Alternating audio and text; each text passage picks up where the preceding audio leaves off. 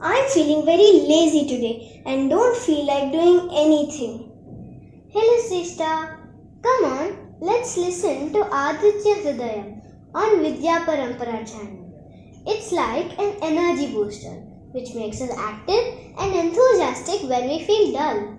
Good idea, but this heat is killing me and it is making me tired very fast.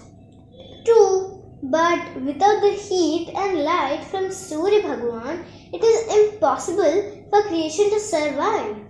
Which makes me very curious to know the birth of Surya Bhagawan and his lineage. Yes, I'm sure, just like us, our viewers too would be interested in hearing the story. Namaste. So come, let's listen to this story of Surya Bhagawan.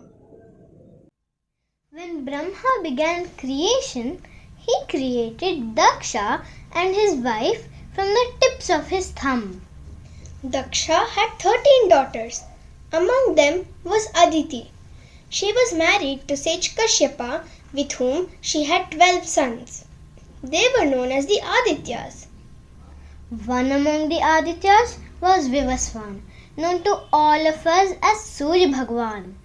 Do we even need to talk about his resplendence, power, magnificence, etc.?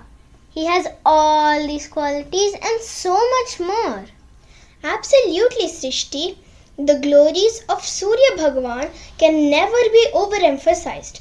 So much so that even the daughter of the celestial architect Vishwakarma was bowled over by him. His daughter Sanjana used to always play under the hot sun, and his rays hardly had any effect on her. Her parents also observed that she was fascinated by Surya. When she was of marriageable age, Sanjana's father, on seeing her love for the son, asked her if she was interested in marrying him.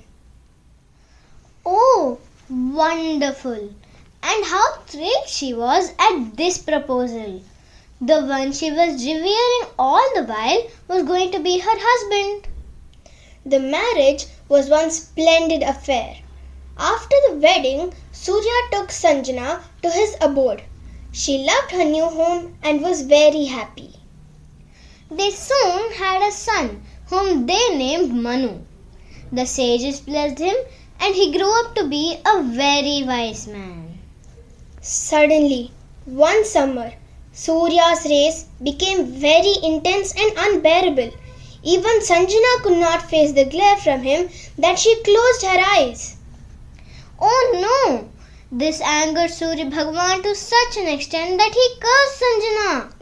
He said that, since you close your eyes on me, the sustainer of all living beings, the son you shall bear now shall be Yama, the god of death. Poor Sanjana, she started to tremble with fear.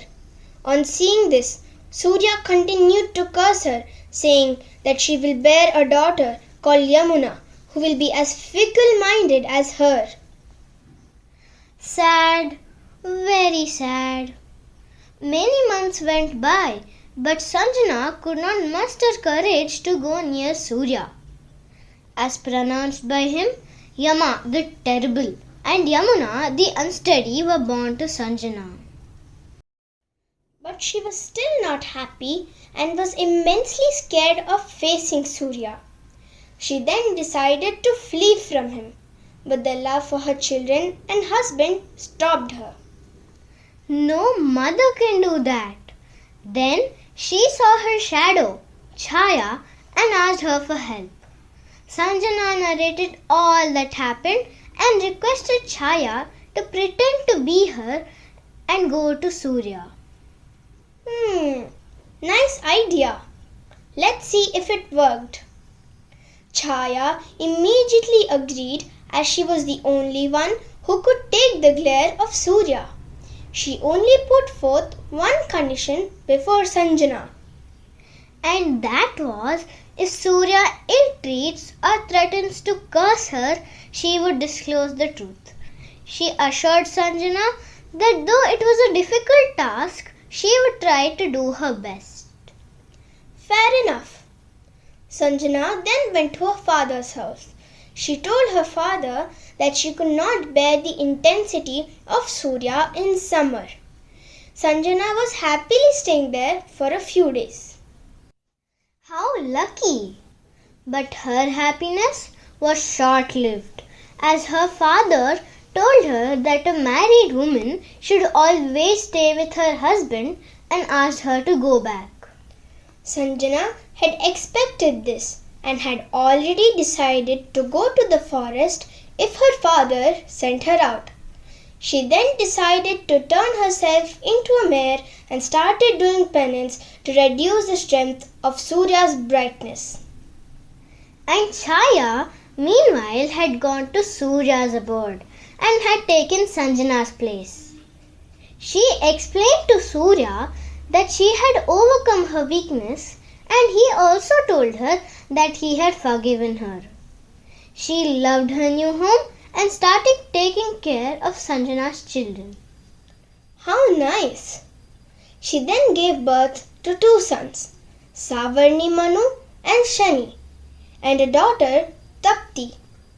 She spent a lot of time taking care of them. As we have always heard and sometimes witnessed, she stopped caring for Sanjana's children. Oh, how terrible! She literally tortured Manu, Yama and Yamuna. Though Manu forgave her, Yama could not stand the cruelty meted out to them. He decided to speak to his father. Yama then told Surya that Chaya could not be their mother, which was agreed to by Manu. Surya reassured them that he will speak to Chaya and settle the matter.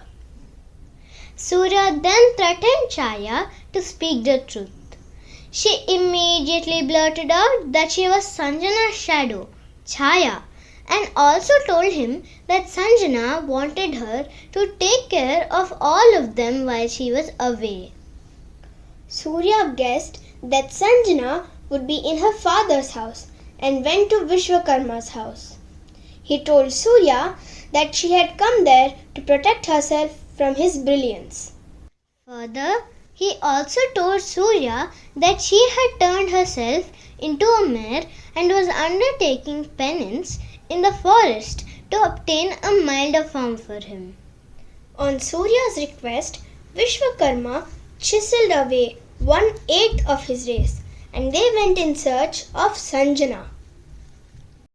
On their way, they asked a man if he had seen a mare. The man said he had seen an attractive mare by the riverside which actually speaks. They understood that it was none else but Sanjana.